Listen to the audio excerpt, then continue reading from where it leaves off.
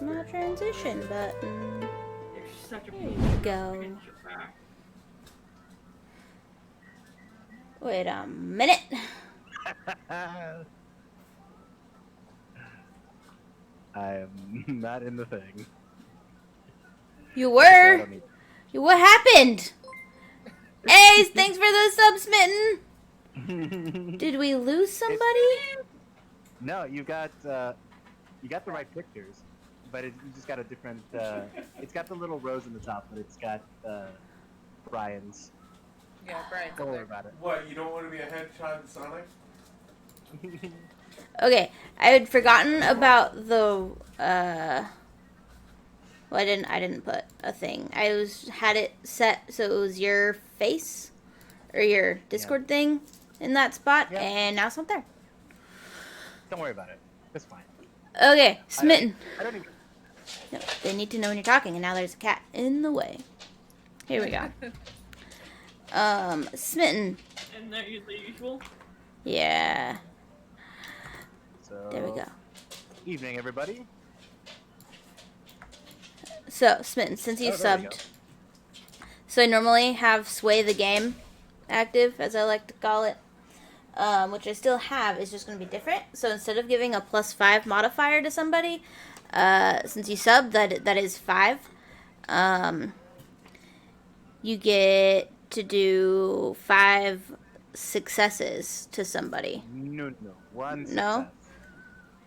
For every 5, it translates. Every +5 you would give in D&D would be a +1 success in the game. It's just as potent, if not more. Okay. So like how many bits equals a +5? 500. Okay. So yeah, so it's a +1 success for every 500 bits. Okay. So it doesn't seem like it's a lot, but it's a lot. Trust me. You get to grant somebody a success. Yes. Which could push them into, like, let's say they had 3 successes, which is already successful. It could push them into, like, a hugely big success, even better than you believe, or 5, which is like you just pulled off the impossible. So it is a +1 success is big. All right. So we're dealing with a very rainy night in Louisiana towards the end of the summer. The sun is beginning to set, and as the last rays are parting away, vampires slowly awakening from their coffins. This particular day seemed a restless day for most, because strange dreams began to plague each and every one of them. We'll start with Josiah. Josiah J.J. Jacobs. Yep. Your character is looking in this dream in the mirror. What's he look like? He's a tall man, scruffy, haven't shaved in a couple days beard, but tends to keep his hair pretty well. Brown eyes. Tries to What does he do dress for a living? higher than a class than he is. He is a late night third shift surgeon at a ER. Kind of not the best hospital, but Cool. still enough to make Well, a decent wage. On this particular night, he's having a dream of the last night in which he was a human being. He'd just gotten out of surgery, scrubbed off, did his rounds, went to see his patients, tell them post-op how they did, what they can expect. And as he's leaving the parking lot, he sees somebody there that he's never seen before. Can you describe your sire to me? My sire is kind of a rotund man and a nice, just, he's a kind of a local politician that people don't know too well. His name is Charles Kroll. Okay. You see Charles walk over to you. He has a very nervous look in his eyes. And he comes up to you and goes, JJ, I wanted to thank you for your most recent contribution to my campaign. I gotta say, It was very, very generous. I was wondering, I know you're just getting off shift, but do you have some time to discuss something? Of course. Hey, you want to go to a bar? Yeah. Yeah, let me buy you a drink. Awesome. I know one around the corner. Excellent. The two of you head around the corner to a local bar, middle of the night, and he begins to ply you with some drinks. And he keeps talking about this very unique opportunity. People that I'm associated. You know, we've kind of been noticing. We were wondering if you maybe would be interested in joining our society. Is that like a new apartment or something? Think of us as like a little bit beyond a local association that deals with more than politics. But committal to something like this would be, well, it would run real deep. Would I be able to help people? Oh, no. More of like helping us, helping you, and so forth. We can use somebody of your talents. Somebody with a very steady hand who knows how to cut a person. I'm pretty handy with a scalpel. Yeah, exactly. I'm looking for a new Tell hobby. you what. You got some more time? This is a real public place. Would you prefer discussing this maybe over my suite in the local hotel? Sure. Why not? Great. We can discuss contracts and such. I'll have my man bring the car around. Oh. And so the two of you get into a Lincoln Town car, takes you to a fancy hotel. You guys go up into his room where he pours you another whiskey, and he pours himself some what you believe is red wine.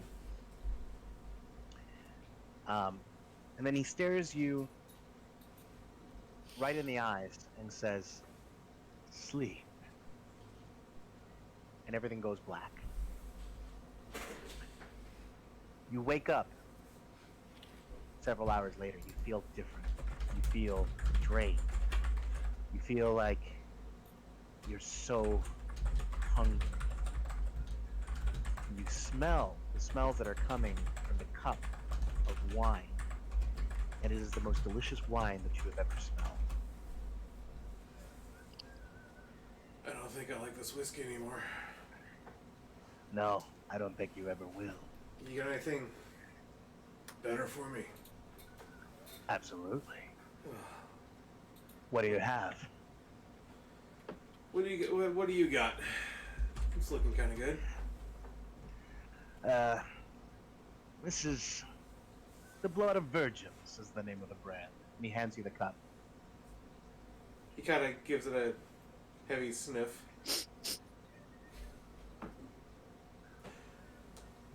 Swirls it. My blood. This Well then, my child. smells like blood.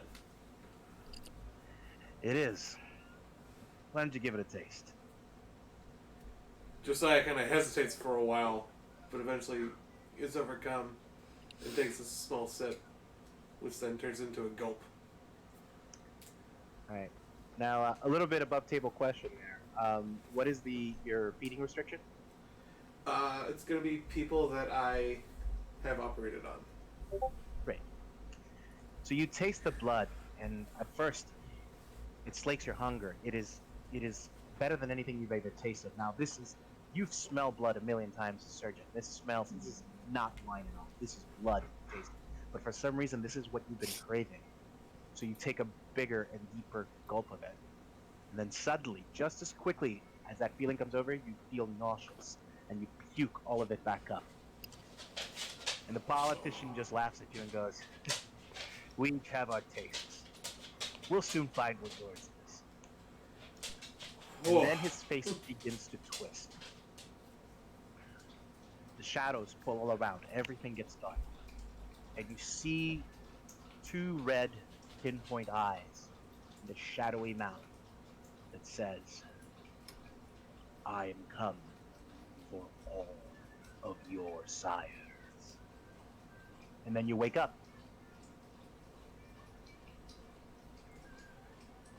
Oh, I gotta cut back on the drinking. I'm getting some weird dreams. Well, no, now you wake up. You are a vampire. You don't need an event. Oh, That was a dream gotcha. of the first night that you were inside. But that is the dream that you had. Oh, gotcha. Sorry. All right. And next we go to Amith Devo. Aminth? Is that how you pronounce that character? Aminth, yeah. Aminth. All right. Aminthi, actually, but, Aminthi. you know. Aminthi, so your dream is you're running through the woods. You decided to go on a late night hike. The full moon is out. And in the far distance you hear the howling of wolves, but this isn't normal for the wilderness around New Orleans. You decide to take a small break near a pond, and the moonlight reflects you upon the surface of the pond. What do we see? She's 6 foot tall. She's got wavy brown hair and very light greenish blue eyes. They reflect a silvery color in the dark, like a cat's eyes do at night. She's very pale skinned, she has a full mouth, and her eyes are kind of almond shaped.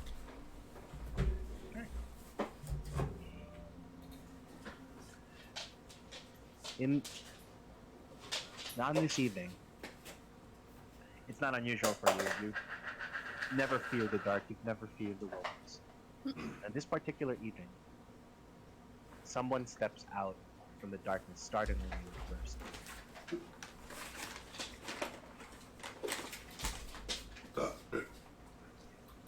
Okay, Well, she just who do kind we of looks see? at him. Is it supposed to be her sire? Supposed to be a silent, yes. Okay. It's a rather tall, older man. I'm talking like, he looks like he's 75, 80. But for some reason, he looks very, very buff. And he has no hair on top of his head, and he's got a beard that's braided all the way down to his navel. Think Master Roshi, but not. He's dressed in very kind of like flowery, almost hippie robes. And he just kind of smiles at her. Okay. He does indeed. And he says, "Quite the little evening, little dove. What are you doing this far out into the forest?" Just out for a run like usual. You like running, do you? I like not being around all of the people who just smell terrible during the day when the sun's beating down. I too have no love of sunlight. And he smiles a big smile. And you see that he has two large fangs where his canines are. Mm-hmm. And now that you're looking at it, you first missed it. But you can tell that down his neck and side, what you mistaken for tattoos were actually closer to like the scales, like on the back of a snake. Uh-oh. He lets out a low rumble and a hiss. "If you like running so much, why don't you do so now?" Yeah, she definitely bolts. And she begins to bolt through the forest, running away from this strange man. But every time when she thinks she's far enough away from him, she sees him ahead of her, just calmly walking. And this cat and mouse game keeps on going for the entire evening until finally he catches you, pins you to the ground, and goes, "You're too good for food. I think I'll keep you for a while." And presses his lips to your neck and begins to drink your blood. She totally screams stranger danger when he does that. Yep. And the sounds of your scream are then drowned out by the sound of a voice coming from behind your sire. And behind him, you see floating in the night sky two red glowing eyes that says, I'm coming. I'm coming for the father of you all. And then you wake up, and it's the modern night. I feel filthy. Ugh.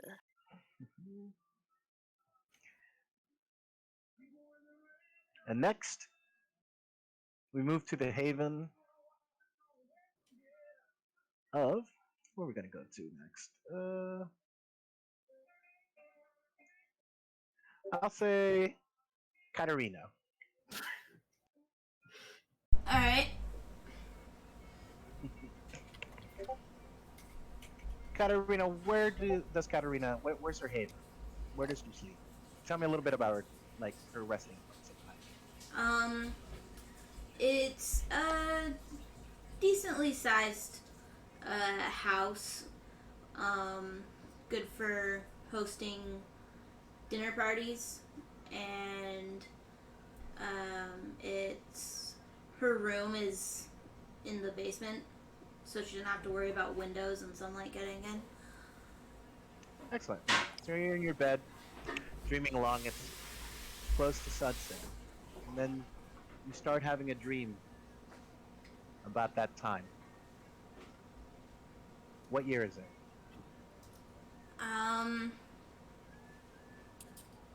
You told me it was 19. Oh, 18? Sorry, my apologies. Um, I'm gonna say 1862.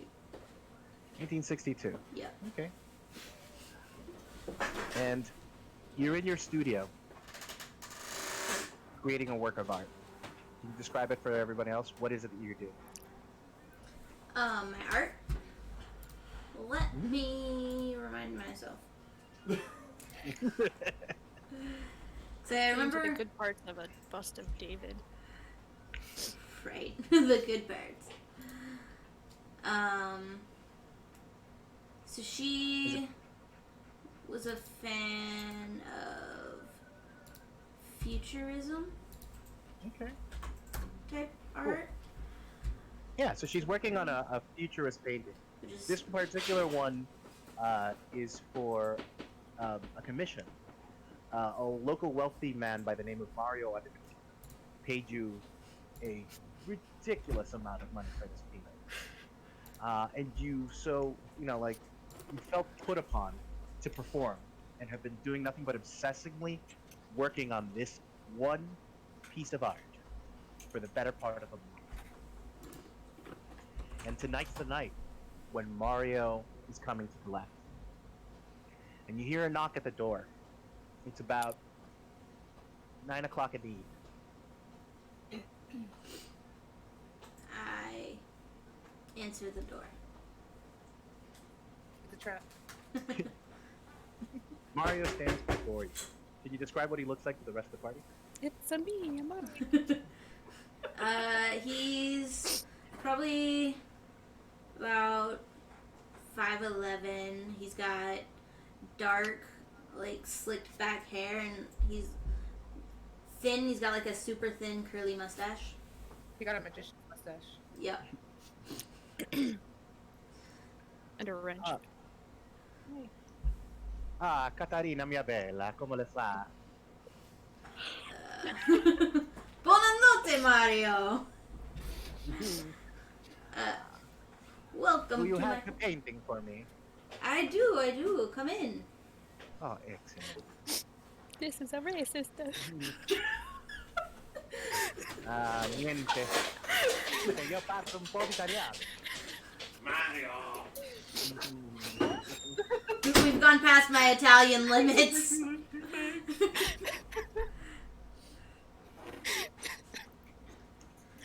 I lead him to my studio and show him the painting. When you show him the painting, Mario becomes completely transfixed.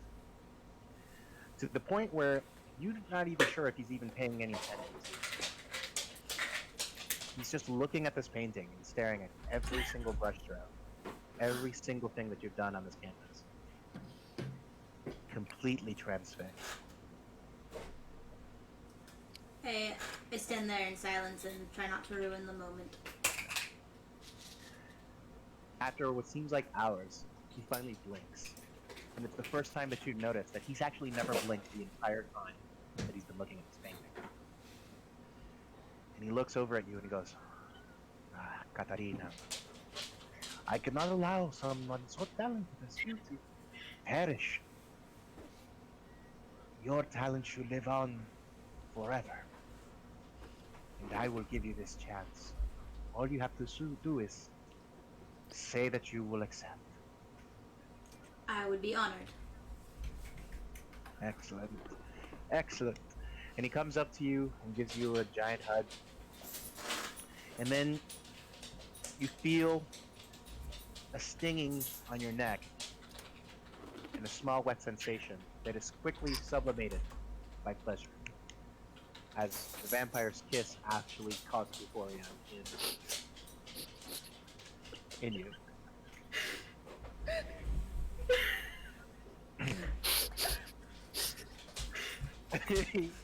You share a night together. Your sire explains to you what your future is going to lead. Who is literally dying? What the fuck? Everybody decided to like choke on popcorn and laugh. Sorry, but you said that she feels a tiny pit and then she feels a wet sensation. What do you want from me? To mute your mic. And then fucking Brian's crashing and vampire in the chat. Should made that picture, damn it. And not everybody has a violent embrace. Is it? Never mind. I'm kidding. As you and Mario, your sire and your mentor, sitting in bed, joking and laughing, he grows quiet for a moment, and then when you look at him, his eyes are glowing bright red, and his face suddenly becomes covered in shadow. And you hear the words, "I am coming for the father of you all." And then you wake up, having the memory of that time when you got embraced fresh dream.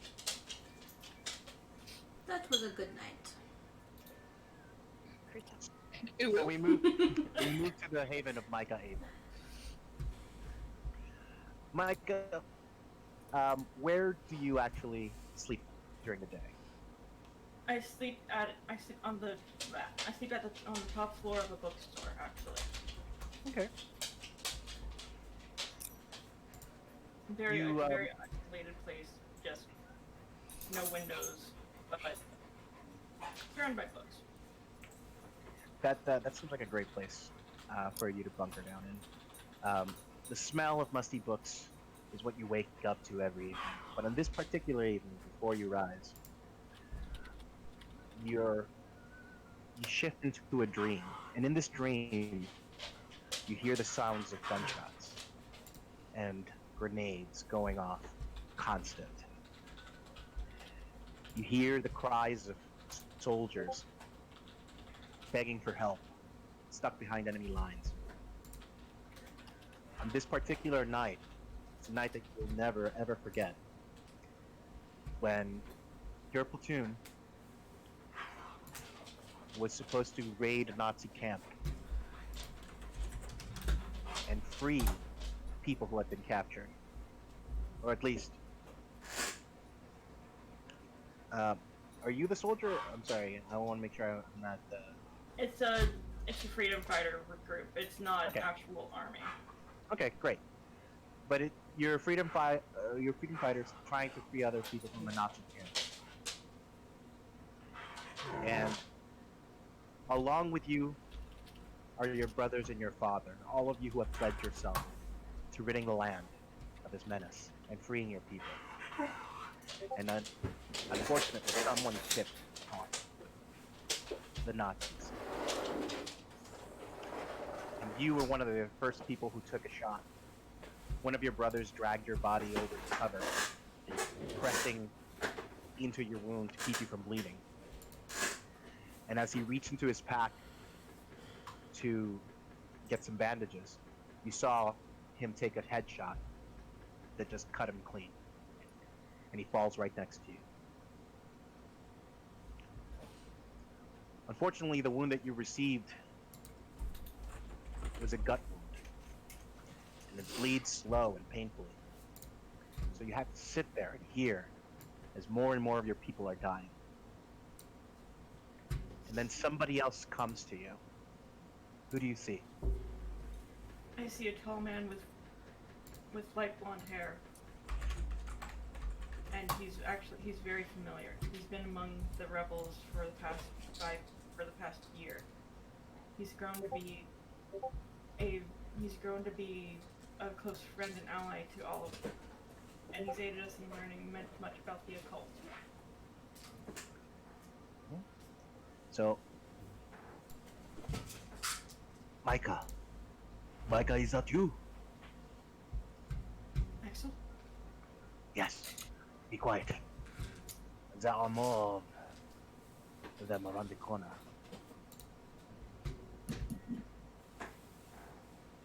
Worry not, my friend. I will do something about this. And you see him take a knife out and cut along his palm.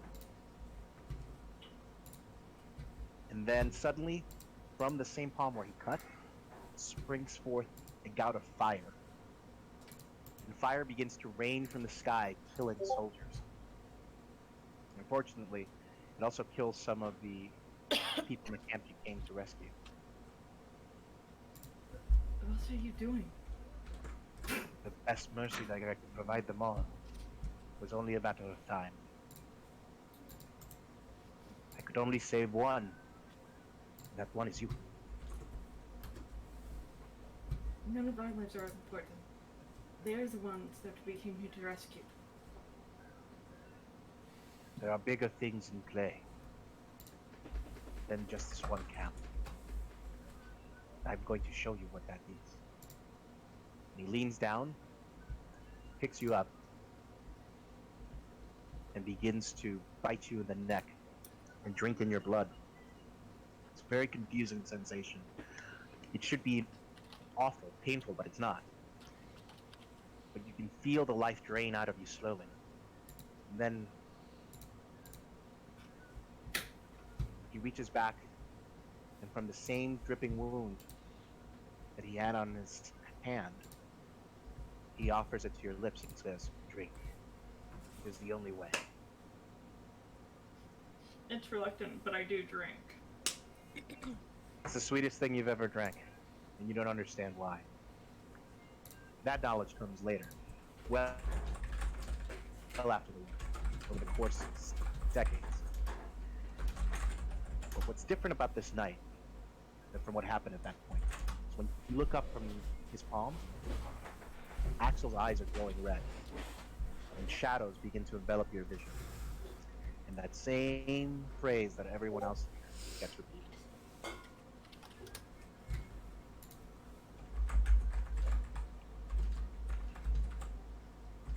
Next,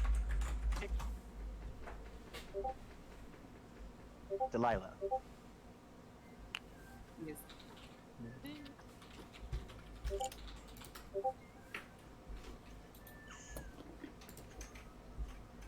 You ready for me, Kiss? Yep. Yeah. I said yeah. Okay. Just making sure. I've been putting it off as long as possible. But I know you Kind of. I'm kind of ready. What year is it in your 1920. dream? 1920. 1920? Alright. And what are you doing on this one particular evening? I am singing in a jazz club. And man, what an awesome gig you had. You know, you've had some great nights, but tonight everything was perfect. The crowd wasn't too big, it wasn't too small. Everybody was loving the sound of your voice, Jaren. The manager was so pleased that he said you had an open invitation to come back to this club anytime you want. And he even sweetened the pot and tell you he'd pay you a little bit extra. You okay there? All right. Are we good? Today just choked to death Vampire the Masquerade. Maybe nachos and popcorn were not the appropriate food of choice for the evening. She was choking to death on like a Capri Sun. I was drinking in water. Well, that's the problem. You're a Water. vampire. You don't drink water. Yeah, that's right. Should be drinking blood. I'm not getting red on my fangs. Fuck that. It's a cool. Oh my god. Wow, that's the most bougie vampire thing I've ever Right? heard. Oh my god. I'm not getting rid of my fangs. No. Fuck that! Give me a Starbucks cup with a straw. Awesome. You walk away from the club feeling amazing. You can't wait to get home to your husband and your child. What's your child's name? Hunter. Hunter. S. Thompson. I hate you. Trigger. Sorry. And you're feeling so euphoric, as a matter of fact, that you don't notice that you don't take your usual route home. You just started walking and lost in your own dreams of like what may come. I mean, like this could be it. This could be what finally breaks your career. And you go from singing in just these local dives, to maybe being discovered. That this is the point at which you notice that there's like 4 or 5 guys that you've never seen before, stepping out of the shadows, up in front of you. Uh-oh. One of them goes, "Hi, how you doing, little bird?" Which you've never heard that accent ever in your life. Seems very strange. I'm doing well. Can I help you? Oh, we're just wondering, you got any time this night to entertain the rest of us like you did all them licks in there? You can catch my show next time I'm singing, but I'm going home. No, that will never do. This other voice comes from behind you. And you turn around. At first, it looks like this tall, lanky guy with white blonde hair. And it takes you a minute. Can't quite tell what it is, but something seems off about him. And then you see that he's got like almond eyes that are way too high on the head. And what you thought were maybe tattoos or decorations seems to be like little pieces of bone that protrude in a decorative pattern all across his body. Sir, do you need some help? You look like you're injured. No, look at her. Still trying to be helpful. What say you? Shall we have some fun? Fun. Yes. And I think maybe you all need to go home. You sound a little inebriated, and I myself am He gonna. cuts you off by grabbing you by the throat and lifting you about a foot off the ground with one hand. Now, little human, and you see he has long fangs. You're going to be quite fun tonight. He stares you right in the eyes and goes, "Tell us where you live." I live 3 blocks over down that road right there. Too easy. The group of them take you back into your home. They kick down your door. Your husband, shocked that anyone is just forcing their way into the house, immediately tries to go for a baseball bat nearby. But they throw him like a rag doll. They begin to trash your house. And this giant man by the name of Casimir just holds you and lets you witness everything. They kill your husband, ripping out his throat and draining him dry of blood.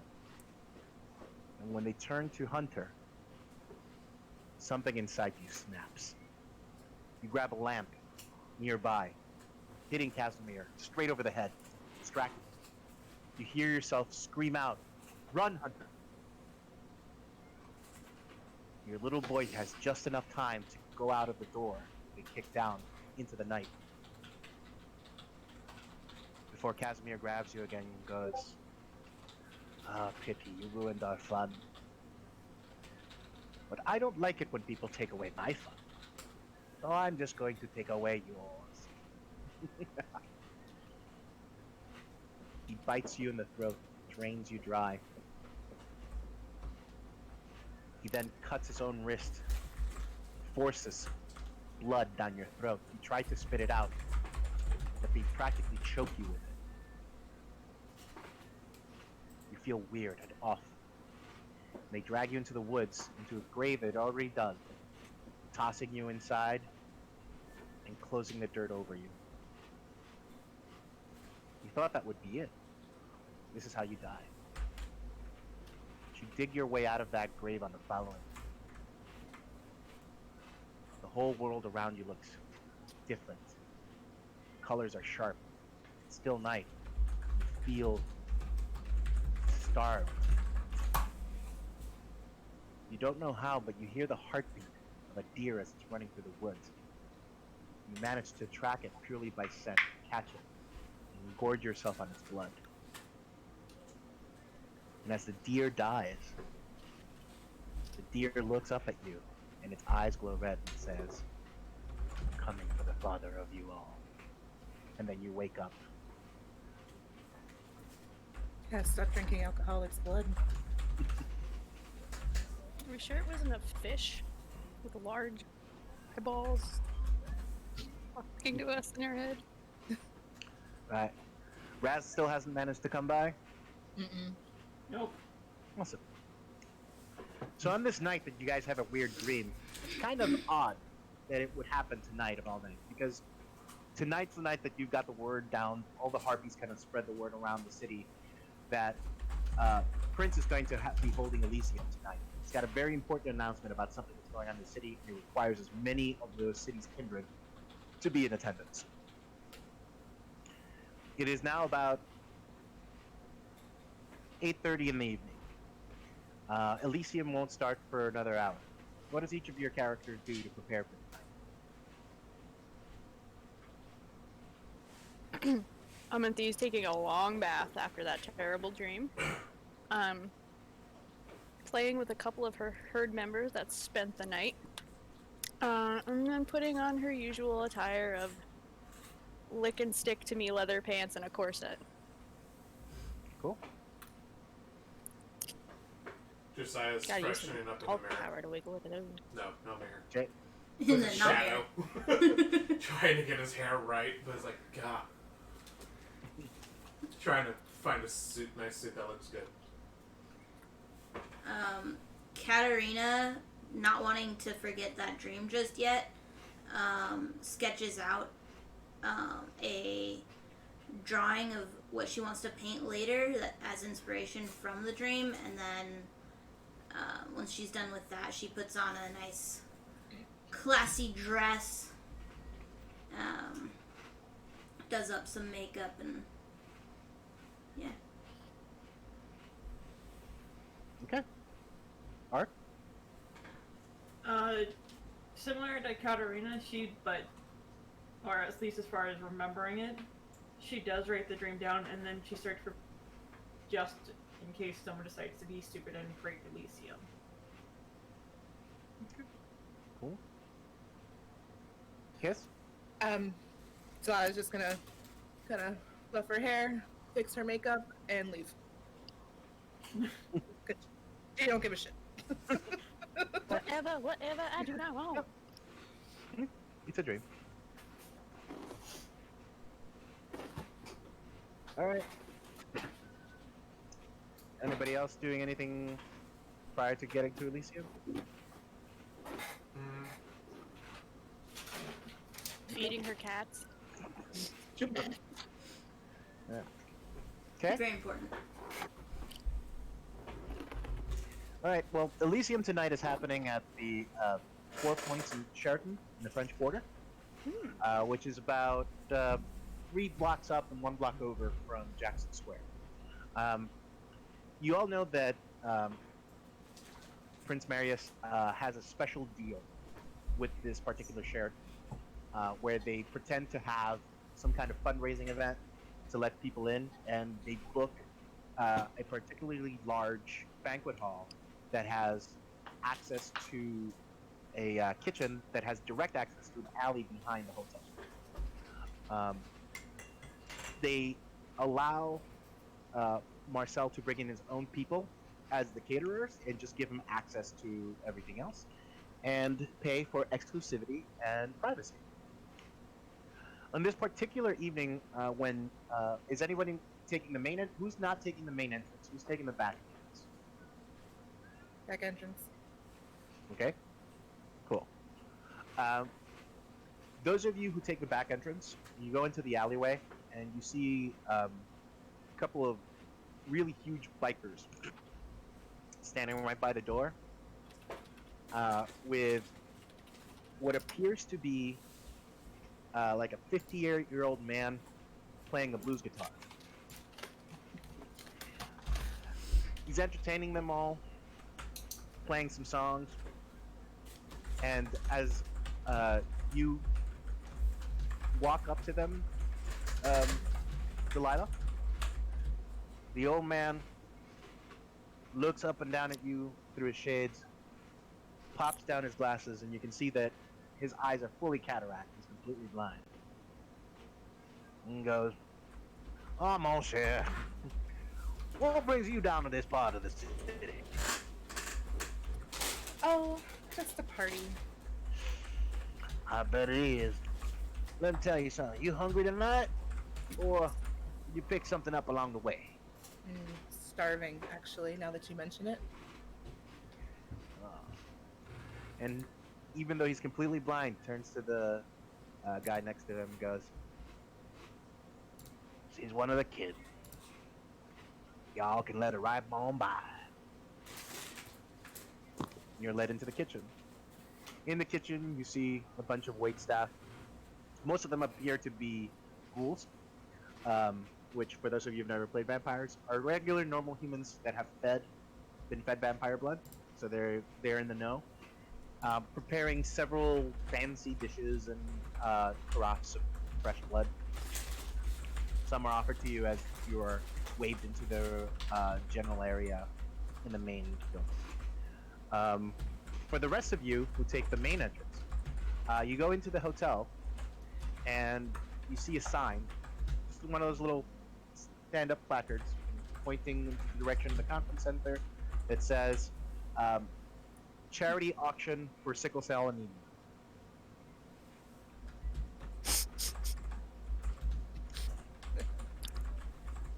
Better. All right. Anyone do anything weird or different? No. Not really. Amanthea just kind of mingles with the crowd, chats up some of the people that she knows. Cool. Within a few minutes, the room is packed with a couple of hundred Kindred. New Orleans hosts a lot of Kindred from all sorts of walks of life. Most of the Bruja and Gangrel come in through the back as do some of the Nosferatu, or at least you assume they do, because most of them appear to you as they sulk out from the shadows. Marcel is not yet in presence, but the one Nosferatu known as the Boogeyman has been patrolling the area and checking people, and he is walking around with Karen Chartree. Karen Chartree is not only the primogen of the Ventru, but also is the keeper of Elysium. He's just going around reminding people of the rules, no violence. Please remember, if you have not fed, there are refreshments available. Marcel should be here soon. There's little placards on tables set around the conference, and it just so happens that all of you have been assigned to the same table. And feel free to talk to each other. So, Amanthea just kind of sits there, and while everybody else is sitting down, she's totally looking at the boogeyman and just kind of making eyes at him, going, "Hey," just to fuck with him. He seems to ignore you completely. Yep, that's the usual response. Well, cheers, everybody. Lift my glass. Cheers. Anybody? Cheers. I'll just say cheers and just not even take a sip. Katerina will take a sip. I'm going to down my entire glass. Who are you, Larry? I mean, it's Is- blood. Is Alistair at the table? Alistair's currently not here yet. Okay, I was gonna say. It's gonna have a reaction if so. But... No!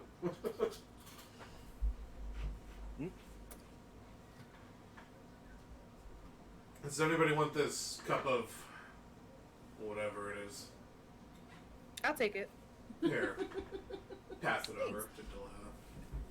You know, if you were still human, they have meetings for what you're doing right now. Yeah, they should probably have meetings for what I'm doing now.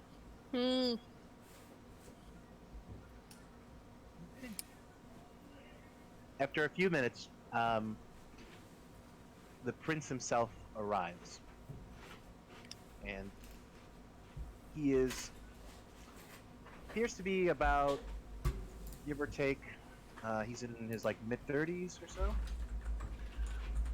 Very, very dark hair, tall. Gives you that like southern genteel vibe.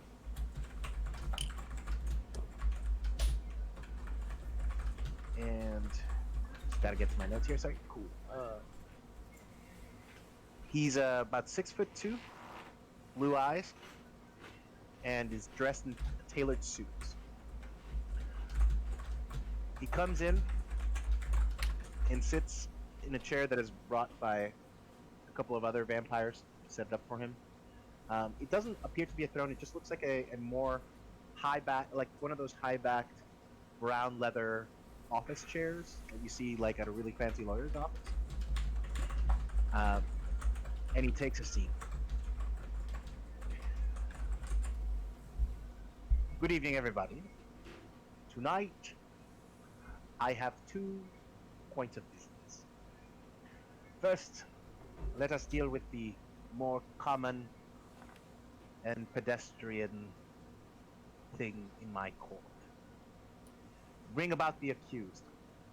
And so, some of those same bikers come on by and tossed 2 people that seem to be tied, like hog-tied, with burlap sacks over their heads, right in front of the police. The thugs take off the sacks, and you see that one of them appears to be a man in about his mid-30s.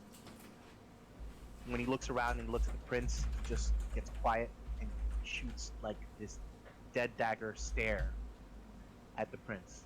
The other is a young man about his 20s. He doesn't seem like he knows too much of what's going on. Seems out of breath, like maybe they pummeled him. It's like, but his fangs are out because he's excited. So you can tell he's definitely kindred. And goes, the prince just looks at the guy and goes, Michael, you have been accused of siring without my permission. How do you plead? Michael just spits blood right at his shoes and goes, You're not my prince. Doran was the true prince of this city before you had him killed. I will not have you loft such accusations at me. And he snaps his fingers. And as soon as he snaps his fingers, like a blur, the boogeyman, who had been standing off to the side, appears right next to the man known as Michael. His hands turn into giant claws, and with one swing, he decapitates the guy, who meets final death, and everything falls apart.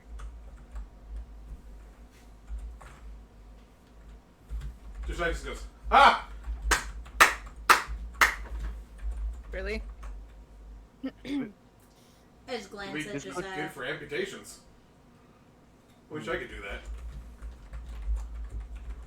Do you know? Yeah. Marcellus then stares at the other man and goes, David, your sire stands accused of creating you without my permission. Now, the traditions say that I am within my rights to have you, but for tonight, I'm feeling a little merciful. You will be allowed to live. But know who is the authority in the city. David begins crying blood tears before he's dragged off. Now, with the unpleasantries out of the way, there have been reports that the city's elders have gone missing. 2 of my council members have not come here to Elysium tonight. And I want them found. Someone is behind these disappearances. So, in the course of expediency, I have gone ahead and arranged the seating. All of you have been assigned to a coterie. Your job? To root out who is doing this, by any means possible. You can see to the Primogens if you want, or the Harpies, for any more information if you'd like. But in 2 weeks' time, I'd like to find the culprit of who did this. So when he says that all of the elders have started to go missing, Amanthi kind of pales more than she already is, and she kind of looks like she's gonna be sick. When the prince is done speaking, she actually stands up and she like bows her head and like genuflects and everything, and says, my prince, I think I have some information that might be important for you to know. Oh. Is that so? My people are very big on prophecy, especially when it comes to dreams. And last night I dreamt that my sire, at the end of what was the day of my embrace, ended up turning into this creature that said that it was coming for all of them. They were coming after the elders, coming after our sires.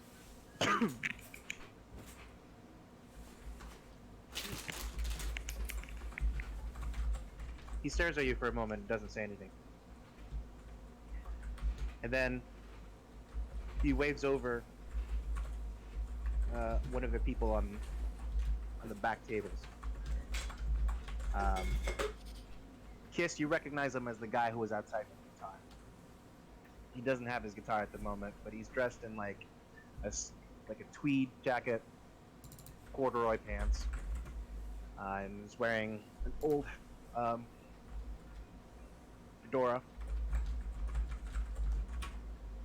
The man, still wearing the shades, no trouble navigating his way around all the tables, comes to the prince and leans over. The prince whispers something in his ear. Anyone using any powers to try to listen in on that? Sure, why not? There's a listen power? Auspex 1 has heightened senses, which allows you to do things like be able to hear twice as far as normal, or be able to smell better or see better. It just doesn't cost anything, you just activate it. Any of you have Auspex? I'll do that. I will as well. I will too. Where's Auspex at on the sheet again? It's a discipline. It is not a starting discipline for gang, so you wouldn't have it. Nope, I've got animalism, fortitude, and protean. Yep. All right. So, those of you with Auspex catch that the prince whispers into the ears, like, check them for deviary, then take them to the conference room B. And the old man turns around and heads right to your table. He seems to look you all up and down. My prince, all these kin here, ain't none of them ever tasted the blood of another except the mortal kind. He nods and says, all of you at that table, please follow old Jim here to the next room, if you will. The rest of you, enjoy the Elysium. I'm going to retire for the evening. Seeing that old Jim has cataracts, she offers him her arm, out of respect. I'm gonna down the rest of my drink and stand up and follow. I'll just stand Well, up and she's pushing follow. her smart. Josiah stands up, grabs his coat from the back of the chair, waits for everyone else to go forward before he follows. All right. Anybody doing anything else? The entire table compliant? Yep. Awesome. Still no Raz.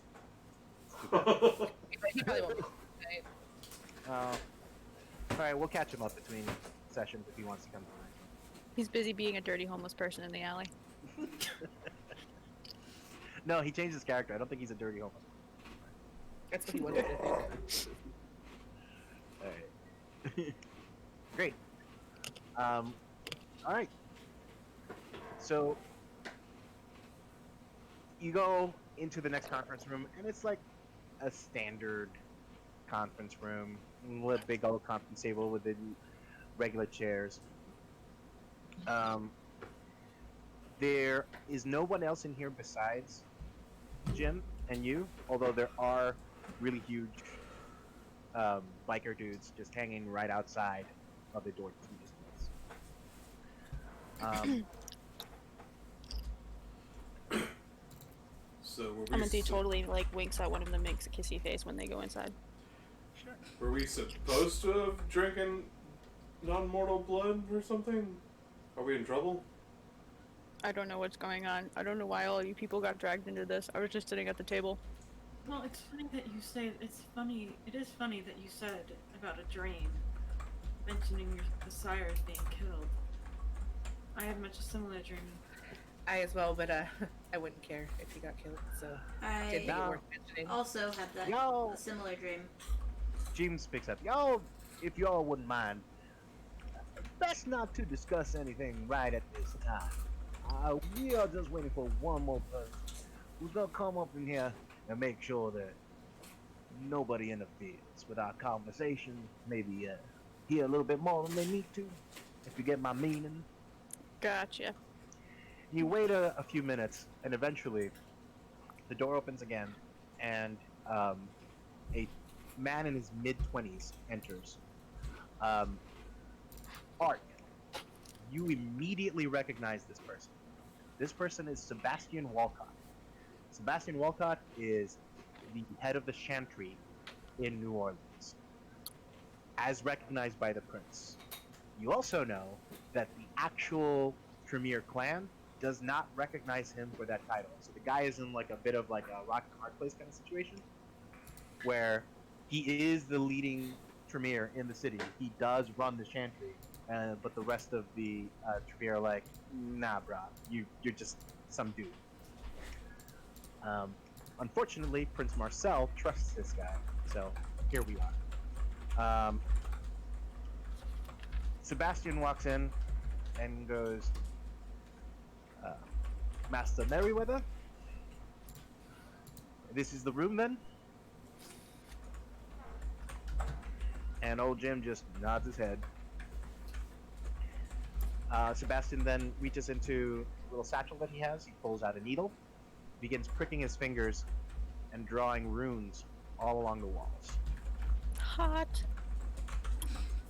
I'm concerned for you. A lot of people say that. I can imagine. Ark, Yeah. why don't you give me a roll here? Alright. Okay. What am I rolling? You are rolling perception plus occult Alright. with a difficulty of 8. Ark Smitten gave her for subscribing a thing Ooh. to you. Oh, thank you, Smitten. All right. So what is it? 1 success Yeah, that's what you were saying. It's one success. per 500 bits. Yeah. So you get plus 1 success on this. Alright, so then it's gonna be. What's the dice pool for it? Again, perception plus occult. So that's how many dice you roll, Okay. and your difficulty is 8. Okay. So 7d10? Mm-hmm. Not to do. D. All right. And what did we pull here? Ooh. All right, we got 2 10s, a 9, and then so that's 3 successes, which is awesome. And you get the extra success. That's 4.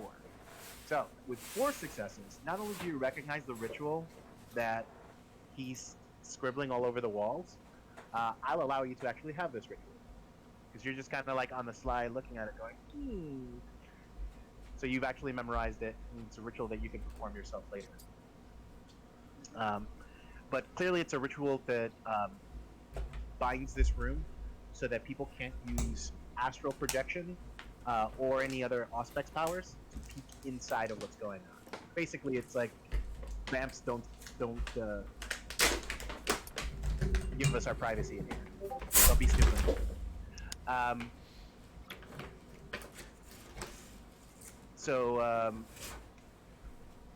It also protects from like mages using any sort of correspondence powers being able to peek in as well. And it does not prevent werewolves from peeking in by actually like moving through the umbra and then jumping out, but it does keep them from actually like looking and eavesdropping if they decide not to cross the barrier. So that you can add that as a ritual you have. We'll just call it a ritual of privacy for now. It's a homebrew. Cool. So after a few minutes in all of the rooms he puts up,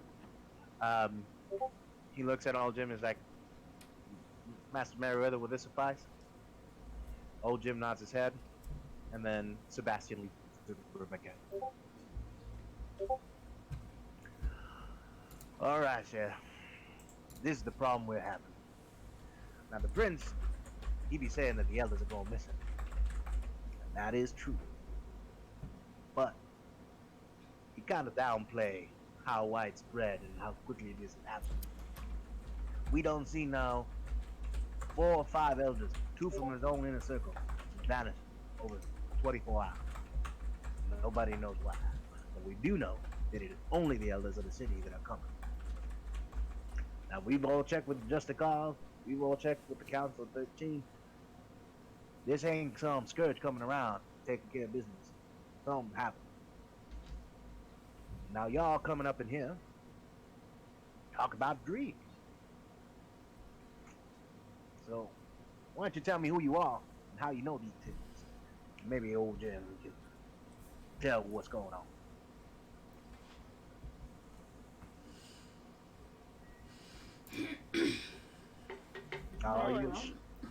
Y'all shy now. Nobody else is gonna go first. I'm in Thea DeVoe. I was embraced about 100 years ago, and my good old auntie, may she rest wherever she is, was really big into the Vodun. Passed on some of her knowledge to me, so when I have weird dreams like that, right. That's why I brought it up. I'm in agreement with Aminthe. I'm Micah Abel. I was embraced 60, 70 years ago, but as part of the Tremere, and as my own growing up, I also dabbled a lot in the occult, and dreams like this, very specificity, thanks please, makes it hard to discount. I honestly didn't think much of my dream. I thought the ending of my dream was odd. It's not the first time I've dreamt about the night I was sired, but it is the first time it ended with someone saying that they are coming for us. It's odd that we all had that dream. Not us per se, but our sire. Right. That don't be strange. Y'all don't seem like kind of people that would be in the same kind of social clubs, if you get my meaning. But old Jim has seen a lot, but he's seen some more. An ill wind blows here, Big Easy. And y'all are the key to finding out what's happening here. Jim, are any of the elders roughly around the same age or generation? Now, I mean, that's a difficult question there, Sheriff. Mostly elders are elders because they're old. So, they are not all the same exact step away from the line of Cain as each other, but they're pretty dang close. Talking about time bracket. Uh, Are they within roughly the same time bracket in terms of their age? Maybe something happened in their not a Speak. single one of them, is any younger than 300 years old. All of them came to this city here sometime within the last 100 years or so. That raises the question, who are they? Who were they that have gone missing? Well, I can tell you for sure that the two biggest people on the list, of which the prince himself is quite cross about, well, Grain. She's the primogen of the Toreador here. And Dutch, the primogen of the Bruja. But there also have been some who aren't even part of his court. Those who have lived here for many, many years, from all the clans. Now, I haven't heard of any other Nosferatu gone, but the sewer rats tend to keep to themselves and don't talk to a lot of outsiders. But I suggest maybe that's a place to start. Or y'all can go down, maybe head down to one of them bars down by the dock. Talk to the rest of the Bruja, see when's the last time anyone saw it done. Or, if y'all are feeling inclined, perhaps heading over uptown, asking some questions about when's the last time anyone saw Morgaine. I got a question for you. Above table or in-game? In game. Good. She Amundi looks very trepidatious, not her usual confident self. Has an elder by the name of Artorian Castavori been taken? No. I don't know for sure rightly. But I can ask. Much appreciated.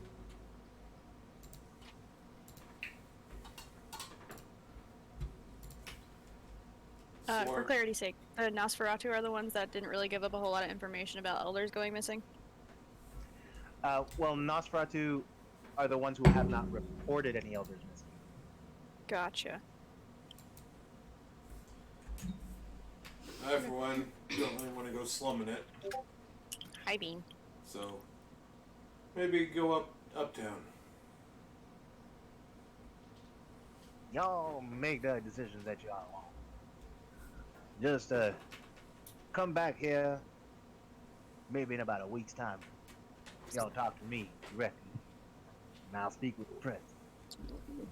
Do we mention this to our sire?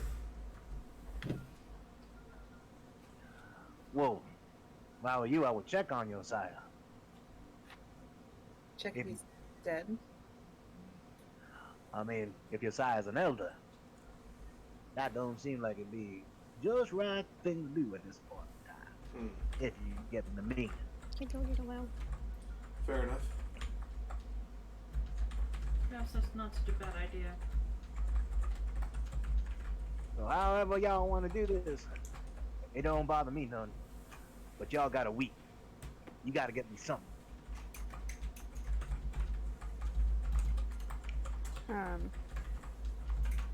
Amanthe's practically vibrating in her seat, wanting to go. She's just waiting for the all clear. Josiah, was it? You mentioned downtown or uptown? Uptown. I would be fine. Yeah. We're starting there. Tell you what, why don't I give you all some time by yourselves and talk amongst yourselves? Unless you got any more questions for Jim, I'll see myself out.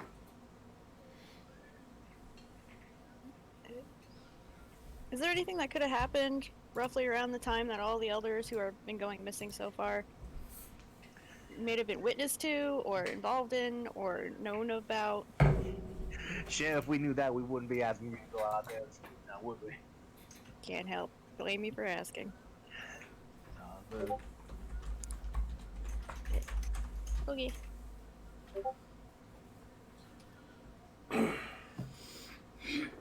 All right.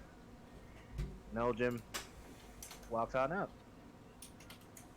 What do you guys do? So, Uptown? Works for me. Don't If really there's want to any get way my to sip get- dirty. Yeah, you got 3 leads. You can go uptown, you can go down to the sewers, or you can go to a biker bar. Those are the leads you have. I really don't. Alternatively, Sewer you right. can go anywhere else and do whatever you want. This entire city is your playground, and I will play that scene for you. I am voting to go to Uptown, but purely for selfish reasons, because my sire lives there, and I don't know about any of you or how you were sired or your relationships with them, but I personally love my sire very much, and I want to make sure he's not gone. Yes, I I could need care to less check about on mine, my. so let's go uptown. I need to check on my sire as well. He lives uptown too. You guys got fancy sires. He's an I'm down. artist. They usually have fun uptown. Let's go uptown. I try and make sure the old man gets well taken care of. We'll be uptown girls. No, I'm gonna not stop a you right girl. there. No, I'm gonna stop you right there. please no. I'm living in I quite a was just lonely saying, world. hey there, Delilah. I Alright. do a wonderful cover of that. Thank you very much. I'd love So to what hear do we- it sometime. So there's just one thing we need to settle before you guys go uptown. What's the name of the coterie? Coterie is the vampire term for like a group. So like, we're naming the D&D group. So what's the name of the coterie? I'm always really bad at names, so someone else. We're just ahead of time so we can start thinking about it. Right? No, now, you're on the spot. Uptown girls. Stop it right now. You're not all girls. He can be a girl if he You're not all wants. from Uptown Fangs. Uptown Fangs. Hold on, I got one brewing. Uptown Fang's gonna give it to you. Yes, exactly. The geriatric liberators. Oh, God. It's geriatric liberators. I don't want to liberate my geriatric sires. Chat, do you have suggestions? The GLs for short. That does not roll off the tongue. Chat, what should we call our group? Uptown Fang or geriatric liberators. We leave it up to chat. Oh no, I think Count on we're Smitten in here. chat. No, I'm counting on Smitten here. Come on, Smitten. Smitten. No pressure. Pay Totally attention! not paying Even attention. listening. Smitten, Pay you must pick our attention group to name. me. Pick our group name. It's either Uptown Fangs or Geriatric Liberators. Just shove it all in one other person. Also, Smitten, you can pick your own name. And if I like it better than those two, that's the name.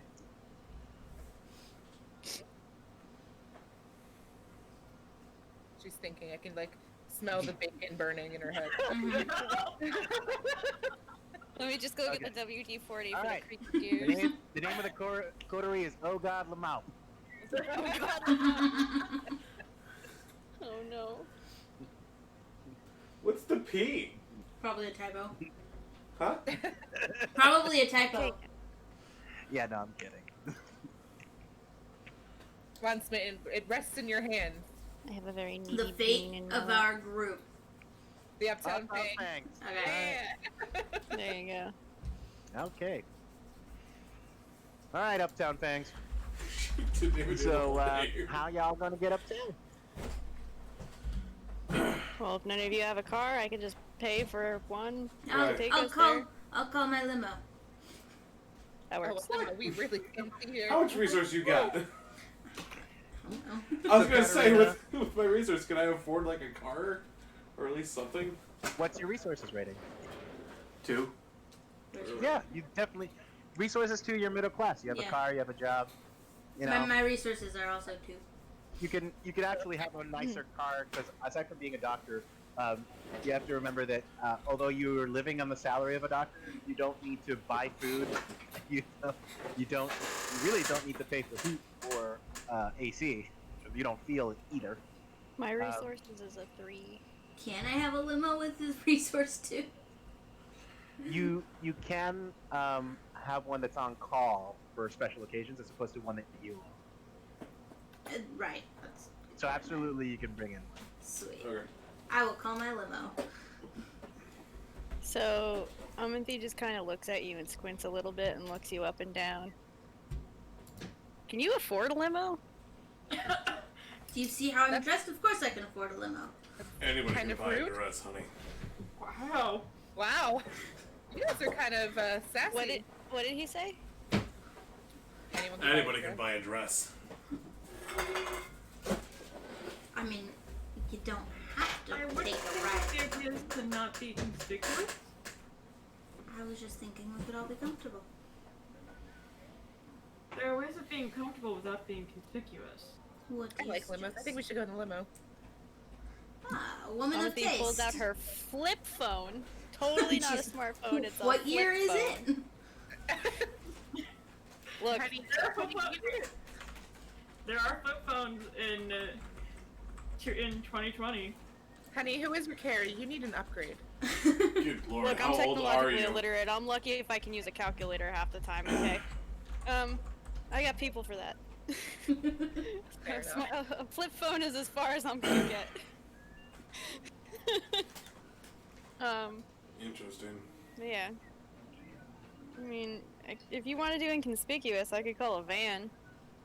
No, because people. No, let's not go with the van. Yes, a black unmarked van riding into Uptown. That wouldn't be bad or anything. No. Oh, Next, you just have to ask them if they want some candy.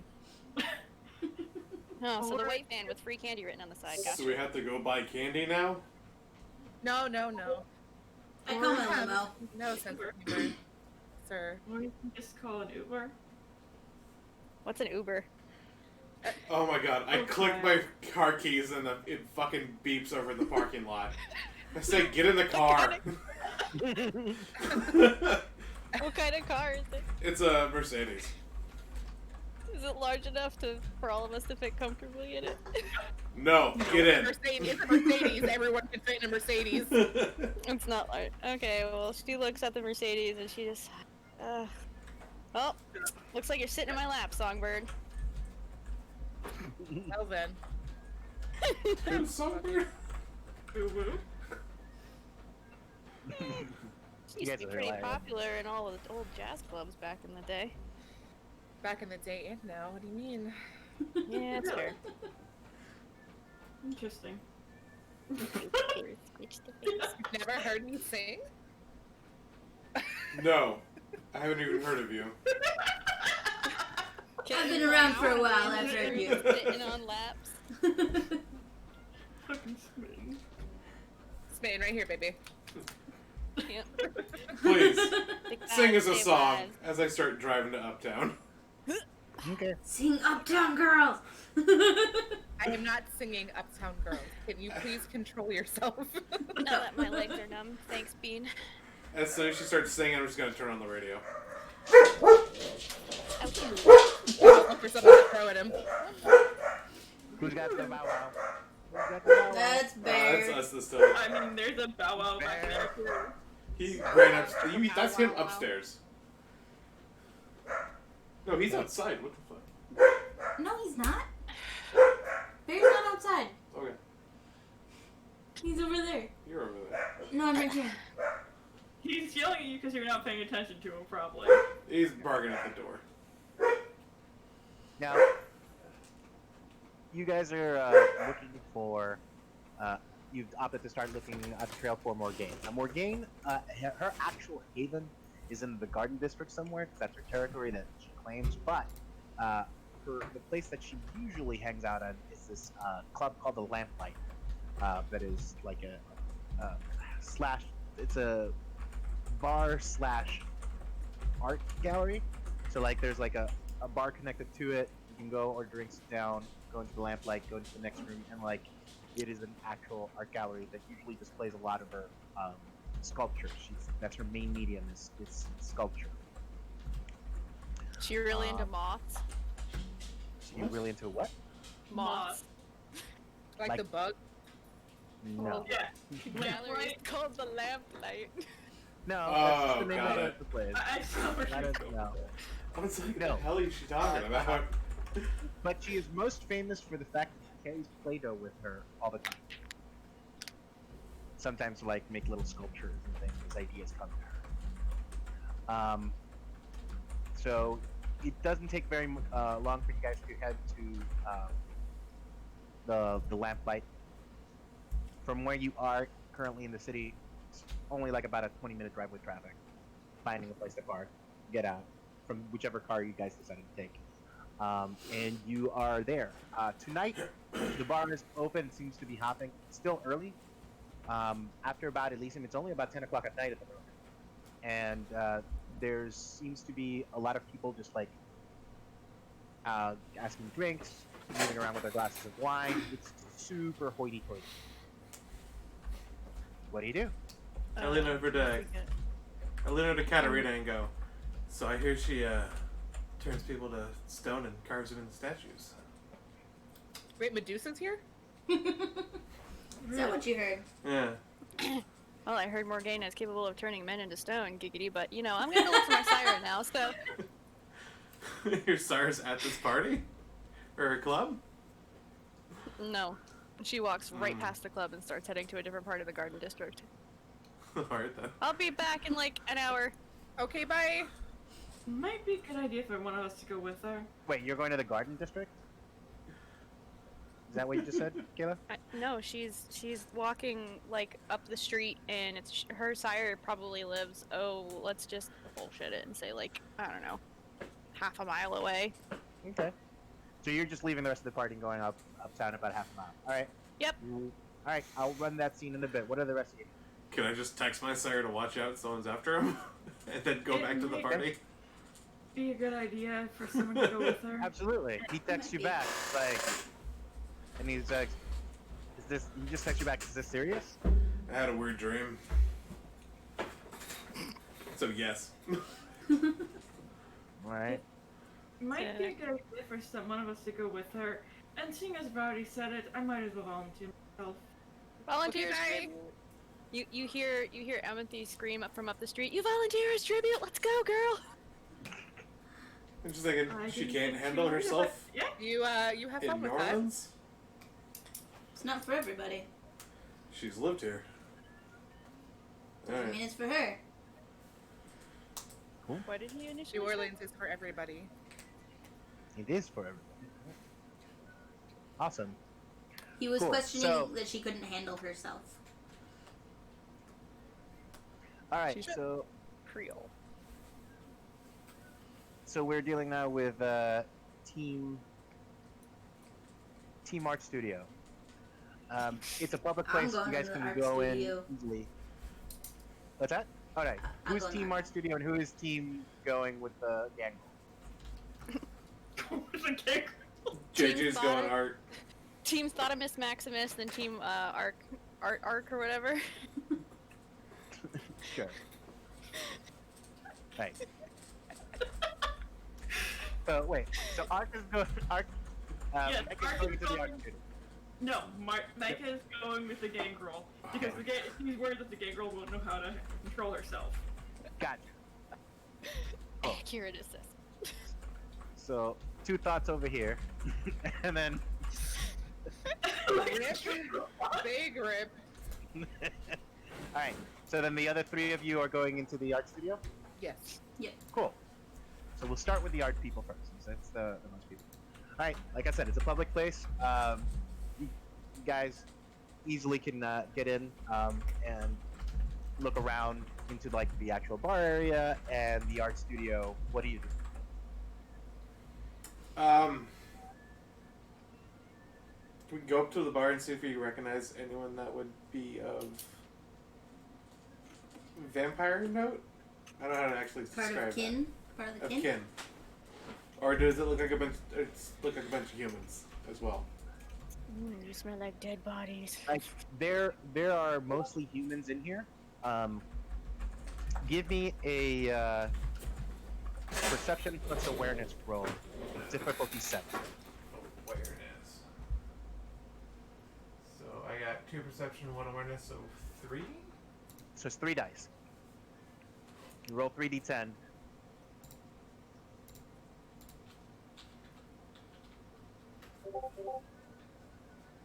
5, Okay. 2, and 9.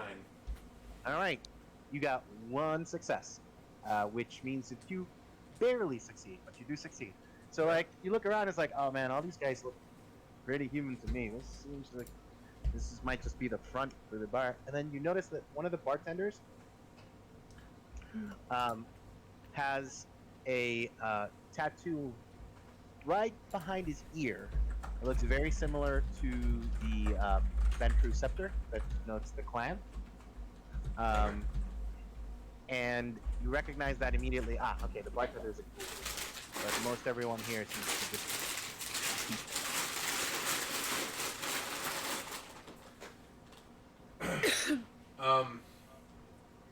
Would I know of a drink order that would be just information so I can still pass off money?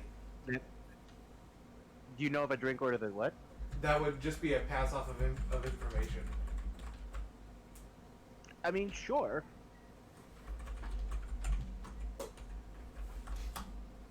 Like, as in, like, you're kind of letting the guy know that you're a vampire Yeah. because he's in the know. Yeah. Yeah. You definitely ask for the special reserve. Okay. Um, And I throw some cash on the counter for him to pay for the Yeah. quote unquote drink. Cool. Yep. And he passes you the what looks like red wine. Okay. Do you tell him anything else besides that you want the special reserve? Tell them that I'm looking for a friend, of which I immediately forgot the name of. Okay. He does give you, in essence, what is wine mixed with blood. Unfortunately, upon smelling it, you can tell already that this is not the kind that you specifically like. I'll just hold on to it and I'll pass it off to someone else. Yep. Cool. He polishes a glass and goes, "Yeah, who are you looking for?" What was the name of the woman we're looking for? Morgaine. Huh? Morgaine. Looking for Morgaine. She been around tonight? No. Who may ask is calling?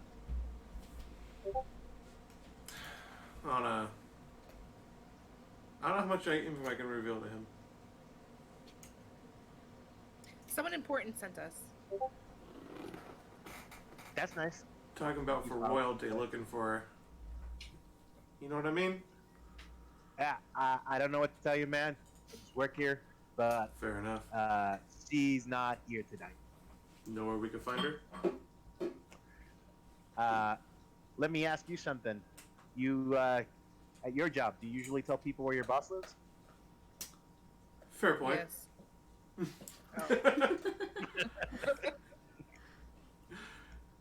I kind of give him another couple bills and go, well, it's pressing information. He takes a tip and says, "Thanks for the tip, guy." But like I said, I don't know nothing. Why don't you guys go and enjoy the sculptures in the art gallery? Thanks. Katarina might like that. Yes, Katarina would like that. I take the glass of wine and I just kind of walk past Katarina and Meek and I pass off the wine to Katarina. Oh, thank you. Take a sip.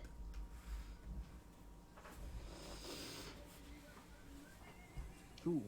And go, bartenders are useless. Not Does surprising. Katarina or Delilah do anything? I'm gonna order a drink. Okay. You ordered the I- special reserve? Yes. Yes. Okay. Yep. You get a same drink as I described before.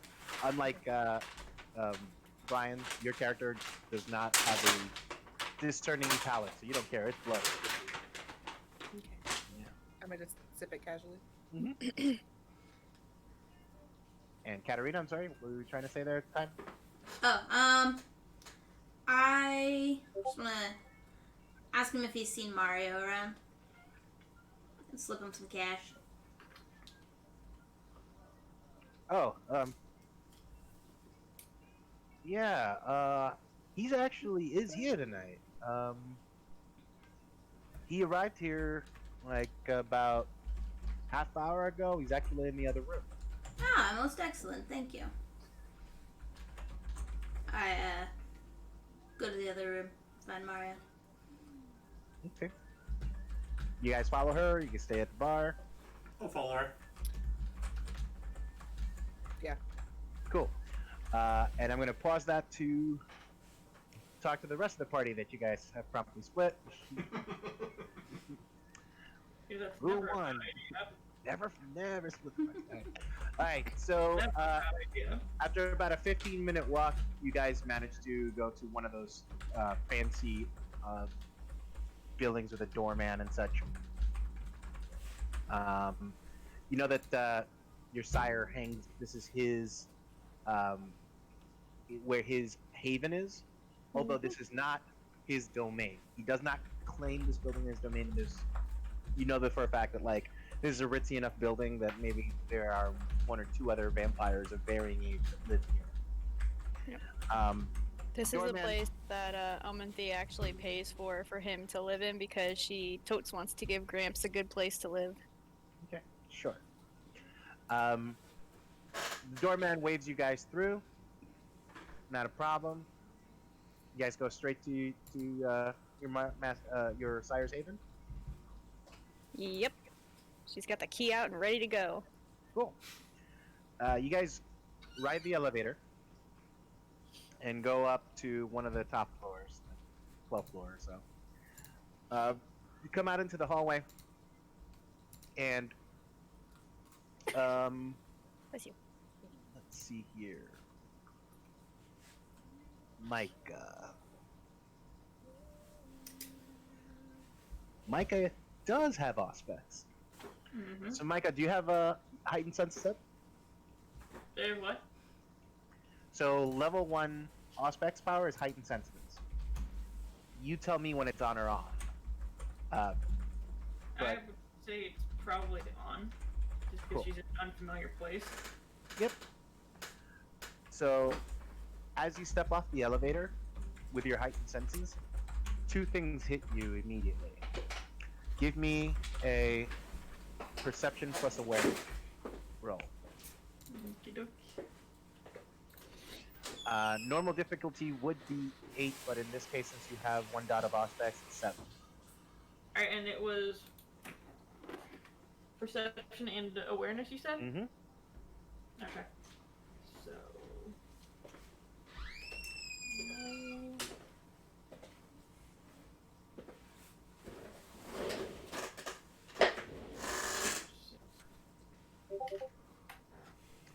Ooh. You luck out and you just get 0 successes. So nope, you don't notice anything unusual.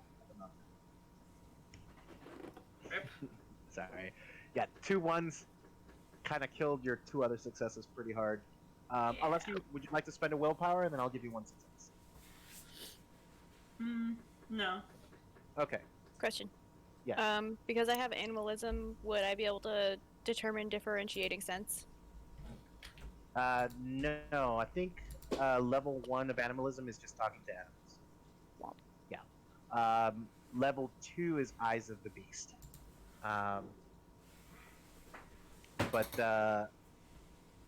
Yep. So you're not spending that. All right, cool. So you don't notice anything unusual. The two of you walk out to the apartment door. your character Caleb pulls out their key card because it's like a fancy Mm-hmm. digital key card. And when you go to put the key card over the thing, you notice that the door is already ajar. Oh, she busts in that place like the goddamn Kool-Aid man looking for her sire. Okay. The first thing that you guys notice is it's cold in here. I mean, it doesn't bother you, but like there's definitely a breeze. Looking about, the place looks trashed. You don't see any blood, but some throwdown happened in here for sure. And one of the big pane glass windows has been busted open. Give me a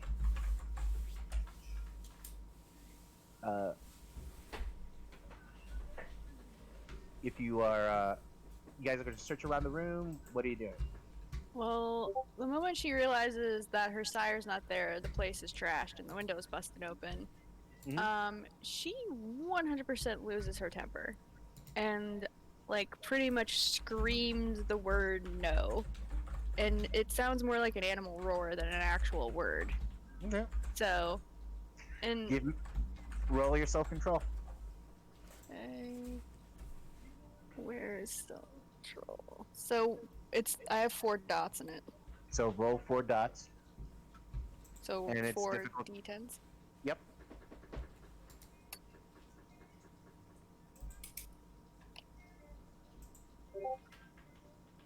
You gotta put a space between the 4 and the roll. Herder. Ooh. Alright, Kayla. You are currently not in control of your character. Yep. Sounds about right. Micah. You hear this blood-curdling nose scream. And then you notice that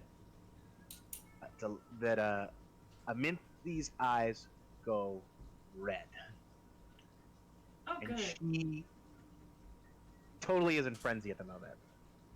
Look, she loves her daddy, okay? Yep. You are now face to face with another vampire who has gone apeshit, and she is starting to currently destroy things just in general, just tossing things around. What do you do? Is there any way I can actually restrain her without hurting her? Yeah, Good luck. yeah, you can. You can just try grappling her. That's what you're trying to do. I don't Yeah. recommend it. I You don't never know. know. Well, I mean, she might get lucky. You never know. All right. Do now are you what? How are you trying to restrain her? Are you trying to mostly just tackle her to stop her from destroying the room further. Cool. Yes. Then that would definitely be a strength plus brawl. If you don't have brawl, it's just your strength. Oh, good. Versus Kayla's dex plus brawl. Okay, so it's just my dex And- then. Yep, with a standard difficulty of 7, and whoever has the most successes wins. So, Yes. one takes away successes from the other. It's an opposed check. All right, what you rolled twice, Kayla. What? Which one is? Oh no, you're the 3 ones. Okay, so that's your roll. Oh, yeah. Nope. That's not what I expected. All right, 25. so Micah's like, no, Amith, chill out, and Amith just Bitch slaps her away. no, 'cause that's not what happens. Amith just smoothly, with cat-like graces, just completely avoids the tackle. You ended up just basically tackling yourself right into the couch, Micah.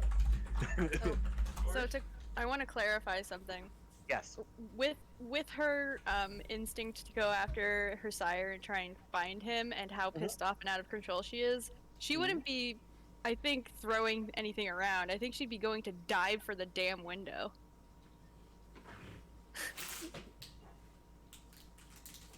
Oh, wait, what?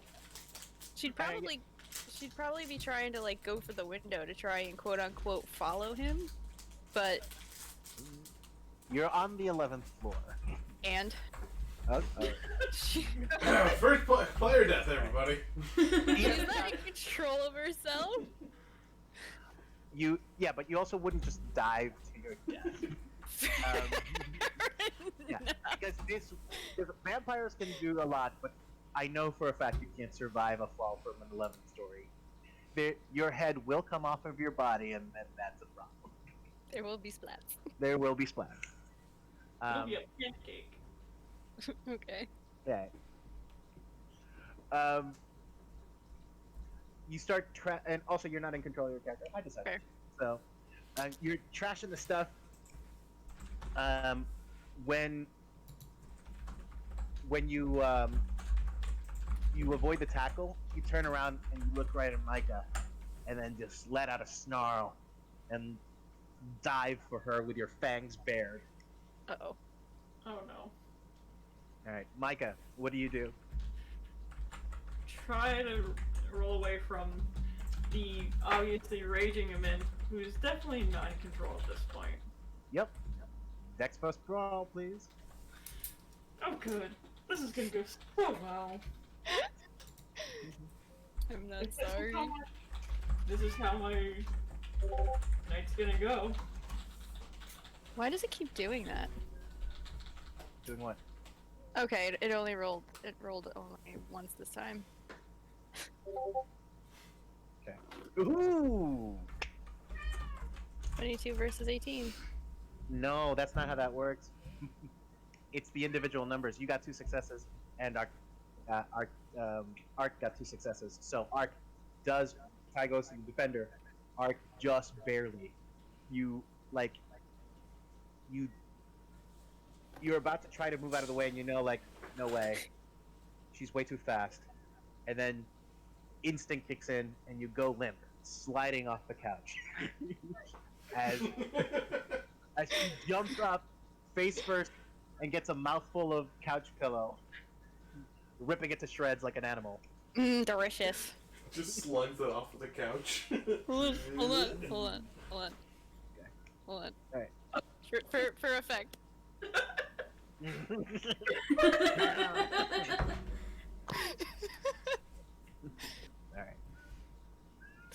Alright.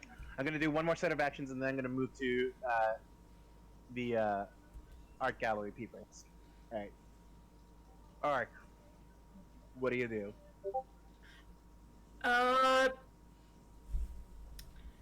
Try to snap her out of it. Best way I can. Smacking Sure. sense into her. You can try to snap her out of it. Absolutely, that is an action you can take out. So, I'm trying to see what the difficulty is for the.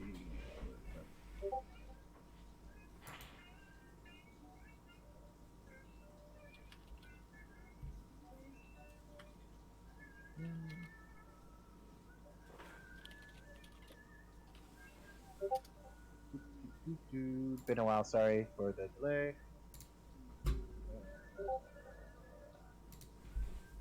Now these are all not things. Here we go.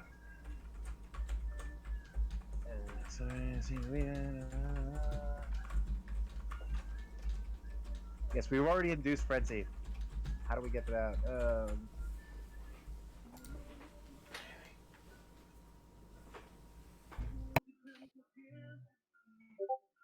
You're already in an emotional state. We already did that. Oh, shit.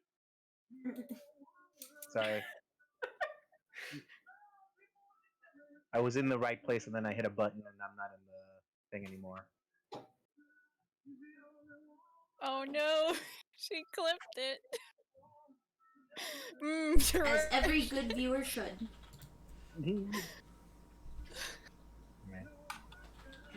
Why don't you, tell you what, I'll do this. I can't find it at the moment, so I'm just gonna Calvin ball it anyway.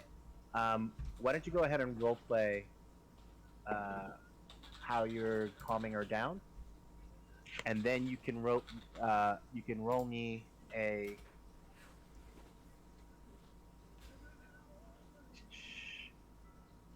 Oh, why is? I Sorry, would my imagine. computer's even. You can roll me a manipulation plus empathy roll. Okay. What's your character's willpower?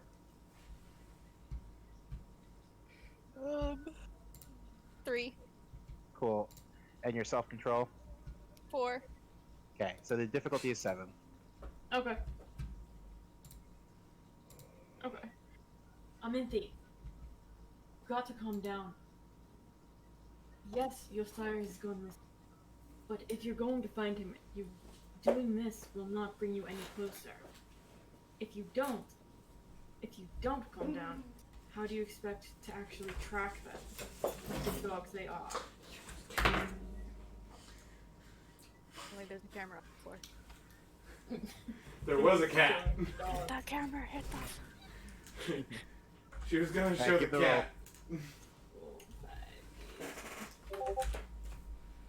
Oh, damn. Yeah, that's 2 successes right there.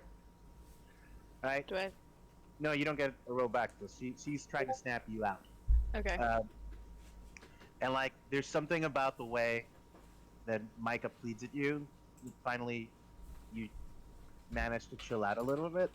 Unfortunately, because you did succumb to frenzy, and it is your planned weakness, something feels weird in the back of your pants. What? I'm sorry?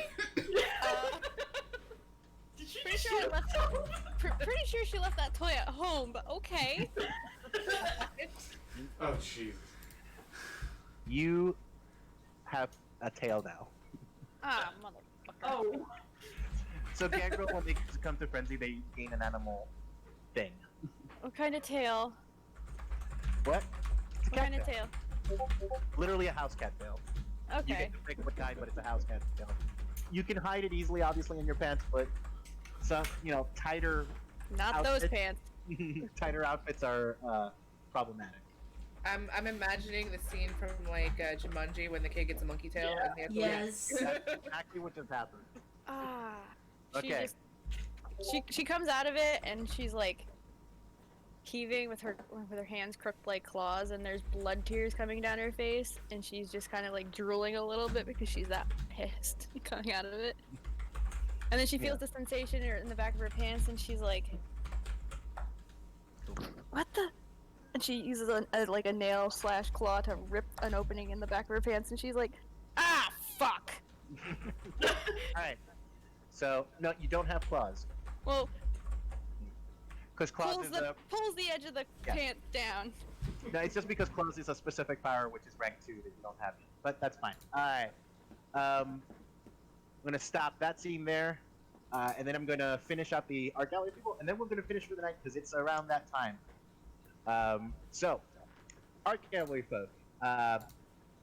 You walk into the other room, and you look around. There's a lot of sculptures and things. Towards the back of the place, Katerina, you easily spot Mario's there. He seems to be currently admiring a sculpture that looks like a pineapple that had a chainsaw shoved through it, but the teeth of the chainsaw are actually human teeth. Charming. It's a beautiful work of art right there. Well then. I thought that was completely different. Mario. Glad to see you're safe. My child, why would I not be safe? Oh, so you've not heard.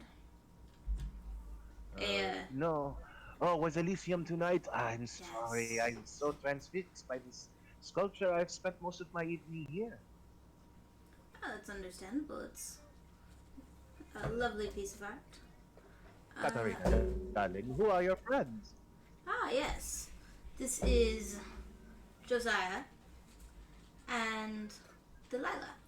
You just see Josiah lean over to Delilah like, so is it like consumerism or what the fuck are we looking at?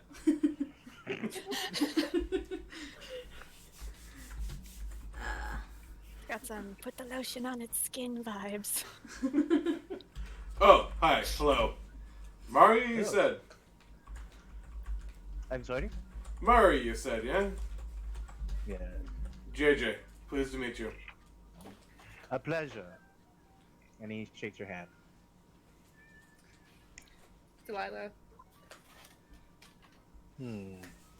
She's a local singer. Yes, she is more than a local singer. I believe You're it. that little anti-tribu bitch, aren't you? No comment. I like to mention 2 people poked their heads up and the music stopped at that moment. Record scratch sound effect. It took me a moment to place you. I'll tell you what. Some people you may have them foolish, but not Mario. Once a Simitsi, always a Simitsi. Can't we just put that behind us? It wasn't even my choice. Josiah So you're scoffs saying. and goes, I bet you don't even understand art, and kind of like takes a step away from her. Still not understanding what the hell he's looking at. Vampiric leprosy. Ugh. But I must apologize. Why would I not be alright, Captain? Well, it turns out some of the elders are going missing. I see. I am not an elder by any means, I just Hi. wanted to be sure. but this is very dire news. So what are you doing here? We're searching for Morgane. Yes, I came here looking for her as well. She's one of the ones that's But- gone missing. Oh, that is not good news. Morgane is definitely an elder and very powerful warrior. But this is very out in an open. Tell you what, I am very good friends with the curator here. Why don't we go into a more private place in the back? Yes, sounds good. And then the 3 of you head over to one of the back offices, and then we're gonna call it there for the night. Josiah just mentioned it's like, that's not baby pineapple at all. I am very concerned for Josiah. You what? What'd you say, Kiss? Nothing. No, what did She's she say? concerned for I him, didn't which hear I it. mean, Concerned. She's all are. concerned. Oh, concerned for. I think we're all a little concerned for Josiah. I feel like Josiah is that teenage boy that's at a dance and is completely out of his element and he has no idea what to do with his hands. Kind of. Alright. Alright. Chat, some of you came in late. I'm sorry you missed most of it. I'm not gonna edit this. I will put it on YouTube though. Just full uncut version. Oh no. no. I might edit it Right. later. It got Good thing some. your channel's 18 plus. Yeah. It's gonna be Um, uncut and the appropriate size. Yeah. It will. got some fun zoom It won't be ins that bigger I or won't be longer. doing. Yeah.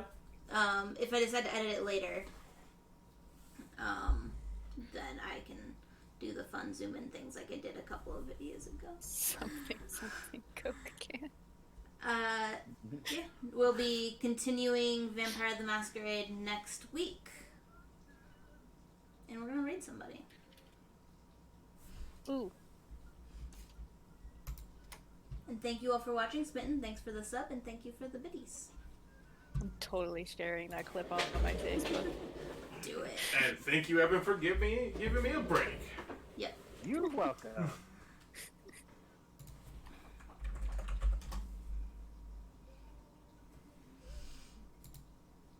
Now, what are the odds? I feel like that needs to be on a t-shirt now. Like a little tiny gangrel with a giant pillow in their mouth, shaking it back and forth underneath. Delicious.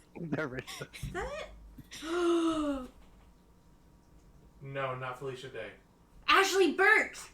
Okay, she's better. Who's Ashley Burt? She's voice She voices Chloe in Life is Strange and other video game characters. And she's okay. in, what's that show that we started to watch? Mythic Quest? Mythic Quest. Are we still streaming? Yeah. Yeah. We gotta rate somebody. But I also got Oh. a fangirl about Ashley Birch. Somebody. I don't know the Twitch. I'm a Twitchian. Twitch noob. Yeah. Noob. At Twitch Okay. fail. I am too. I don't have any cats to interrupt my stream. I can't rate that channel. Wait, That'd be so sad. yeah, I can actually do like. I want to rate them. If you can't do that channel, just do the Muppets again. We rated them last time. They're funny as hell. We're like, why do these guys rate us I every see them. Wednesday? We were just doing a broody, moody vampire. What do we do next? Muppets! Play D&D! Oh yes, broody, moody vampire game with somebody literally shaking a pillow in their mouth in the middle of the stream. It was So emo. it was an emo Oh, the goth. Inui. Well, what you didn't know is that it was definitely a goth villain. It's white. It was just a pillow that said Daddy No. on it. I Well, never said let's- the color. It was definitely a black pillow with black feathers on the inside. We're Oh, of gonna course. raid Lost Ghost Gal because she only has one viewer. All right, Whoever, I don't care. Girl Scouts are delicious. I have You should have concerns. concern. Where is I mean, the don't we? thing? Don't we all? What I'm gonna have a fun doing is somehow introducing Raz's There we go. character into this. We can just pick up a random homeless vampire. He saw some Right. things last night, Yeah. man. It's just a dude tripping. Are you a dog? Alright, guys. Thanks for watching. Go show Lost Ghost Gal some stormy love. Get all your raid emotes and your happy emotes, or copy the raid call. Yeah. We'll see you guys next week. Bye. Night. Night. Bye. Bye.